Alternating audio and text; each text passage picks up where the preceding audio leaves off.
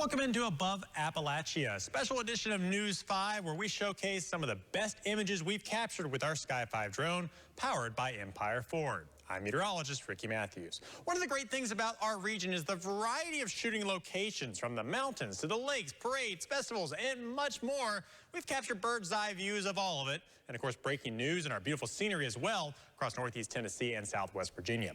During the next 30 minutes, we're going to show you some of those views, taking you across the region as only the Sky 5 drone can. You know, as a meteorologist, I love whenever we can capture nature's power through our drone's lens. From above, you can truly get the sense of the full force, beauty of Mother Nature.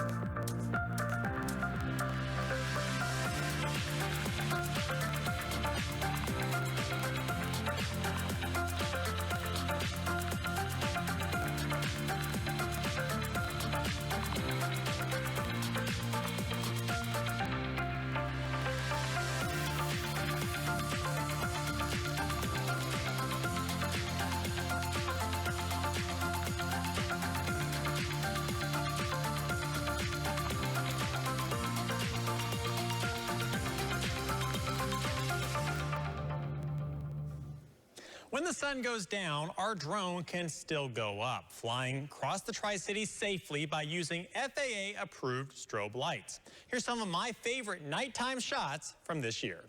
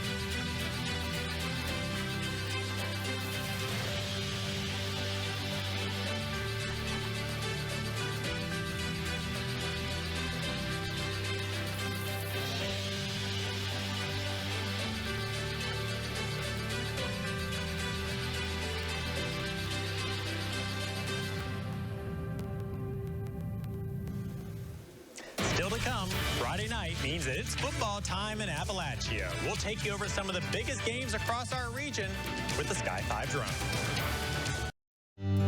And I believe there's a place called heaven. And I believe in a place called Calvary. I believe in a man whose name is Jesus. And I believe that he gave his life for me.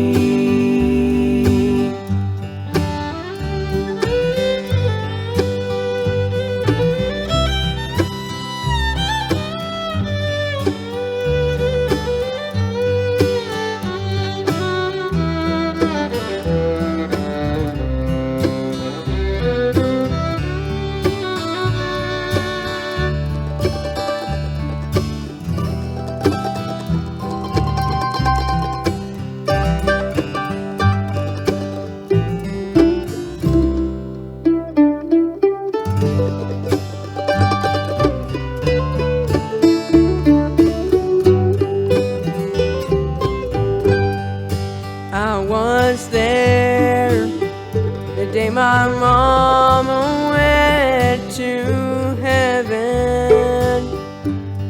I held her hand as she closed her eyes to sleep. I felt the power of 10,000 angels take her soul away to be crowned at Jesus' feet. And I believe there's a place called heaven. And I believe in a place called Calvary. I believe in a man whose name is Jesus. And I believe that he gave his life for me. And I believe that he gave his life for me.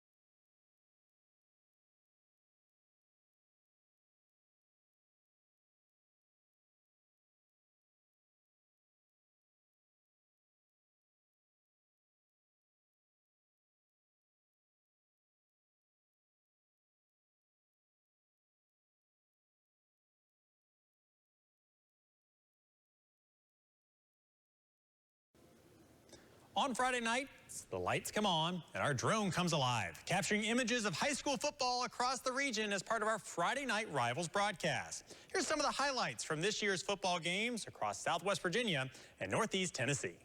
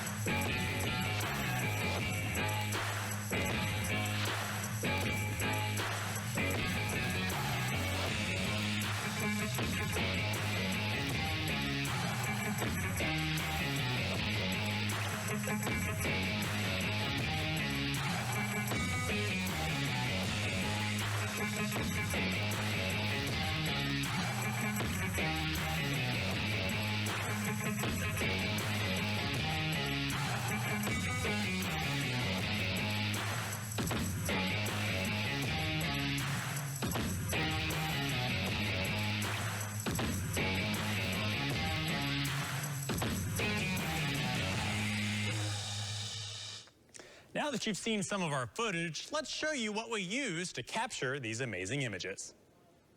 Kind of our storage locker for the Sky 5 drone. Behind me is our Inspire 2. This is our primary drone that we fly here at WCYB. It's one we've had for a couple of years now. It takes 4 props, which clip in to the drone, just like this. You put it on, match them up. Gotta have the right color there. There's the 2 red. This is the 2 white. So we'll make sure we got the white one and just snap it in like that. Make sure they spin freely, make sure they don't have any defects on it, and then we do the same thing for the drone. We look it over, make sure there's nothing here to where it looks like it's been damaged, make sure all the screws are in the right spot, and make sure that it's safe to fly. With this drone, we're able to capture video recorded, and we're also able to capture video live. We take 2 people to operate this drone, which is why we have 2 controllers sitting here. One is for the pilot, the second one is for the camera operator, what we call a visual observer. You can see on the front of the drone here, here's where our gyro camera is, and I can take this camera and I can actually turn it, point it up, point it down, turn it all the way around if we wanted to. And so while the drone may be flying one direction, the camera can be facing another direction and shoot video that way. Now, of course, during the daytime, we can see the drone pretty well, and people can see the drone pretty well too. But at nighttime, it's a little bit harder to see. That's where these lights come in. These are strobe lights that we put on the front of the drone. They're pretty bright, as you can see there. We'll put one on the nose. We'll put another one on the side, another one on the other side, and finally, one on the back side so that you can make sure you're able to see it 360 degrees no matter which direction the drone is flying. We have several sets of batteries that go with our Inspire 2, 5 sets total. And of course, one of the most important things is safety. So we have a radio so we can listen in near an airport, and our safety vest that we put on so people can see us when we're out and about while flying the drone. Now, this is our bigger drone, but we have a new tool here to capture video, and that's our new smaller drone, our Mavic Mini. This is the Mavic Mini, and as you can see, compared to the Inspire 2, it's a little bit smaller. This is our newest drone. We're able to fly it instead of an iPad, just use our cell phone. It does about the same things. It can capture video up to 400 feet. It can fly in all directions. It just doesn't have that gyroscopic camera on the front to where we're able to turn it. It just faces one direction, but we can still tilt it up and down. And the cool thing about this, since it's smaller, is it allows us to get into more places, allows us to carry it easier, allows us to capture more footage, which is then shown to you during our newscast and special events. Coming up next, we're going to talk about drones and airports and how the two can safely coexist together. For many years, the biggest threat to airplanes while they were in the air were birds. But now, drones are also a threat. With drones weighing 5 to 7 pounds, one hitting an airplane can cause some serious damage. But there are ways that the two can operate safely. We visited a local airport to see what their protocols regarding drone use are.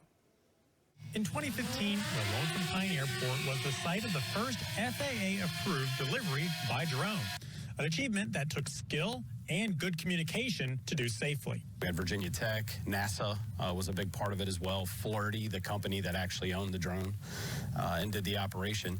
It was communication. We understood the layout of the airport and everything around it, what the drone was going to be flying over, and we saw that it could be done safely. The FAA requires unlicensed drone operators to contact the airport if you are within a 5-mile radius. Take the time if you would like to fly your drone. If you just take a quick look at a map, see what your closest airport is. You may live closer to an airport than you think. They just might not be busy. So it doesn't hurt to pull out a map. It doesn't hurt even if you're a couple of miles away to call the airfield. And let the airport know, hey, I'm going to be flying. This is my approximate location. This is my altitude and what time. Airplanes at an uncontrolled airport, such as the Lonesome Pine in Wise, Highlands in Abingdon, and the Lee County Airport, can enter from various directions depending on weather and pre-approved landing patterns. A lot of times when guys are flying drones, they're not necessarily keeping track of which way our winds are going, what direction the planes are going to be coming from. If they're going to be entering a pattern, they're not paying attention to that. In Sullivan County, at the Tri-Cities Airport, the FAA has established more restrictive airspace and altitude limitations. Drones can still fly within the 5-mile radius near the airport, but only with pre-approval from the FAA and air traffic control through a program known as LANCE. No matter where or when you fly, the basic FAA rules must be followed. That means no flights over people, keeping your drone at or below 400 feet above ground level, and making sure you have the right equipment for flights at night. For News 5, I'm meteorologist Ricky Matthews.